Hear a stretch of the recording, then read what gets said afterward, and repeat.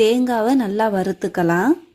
தேங்காய் கொஞ்சம் colour change ஆனதும் முந்திரி பருப்பு ஆட் பண்ணி வறுத்துக்கோங்க. கிறிஸ்மஸ் பழம் வேணும்னாலும் நீங்கள் இதோட சேர்த்து வறுத்து எடுத்துக்கலாம், உங்களோட ஆப்ஷனல் தான். வறுத்த தேங்காய் முந்திரி பருப்பை அப்படியே அந்த நெய்யோட பாயாசத்தில் கொட்டிருங்க.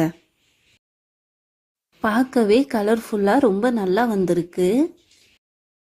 இந்த பாசிப்பருப்பு ஜவ்வரிசி பாயாசத்தை கிட்ஸிலிருந்து பெரியவங்க வர கண்டிப்பாக விரும்பி சாப்பிடுவாங்க. ரொம்ப சிம்பிள் ரெசிபி தான். இதே மெத்தடில் நீங்களும் வீட்டில் ட்ரை பண்ணி பாருங்கள், எல்லாரும் அப்ரிஷியேட் பண்ணுவாங்க. நம்ம பாசிப்பருப்பு ஜவ்வரிசி பாயாசத்தில் ஹைலைட்டே அந்த தேங்காய் தான். ஸோ நீங்களும் அவாய்ட் பண்ணாமல் கண்டிப்பாக சேர்த்துக்கோங்க.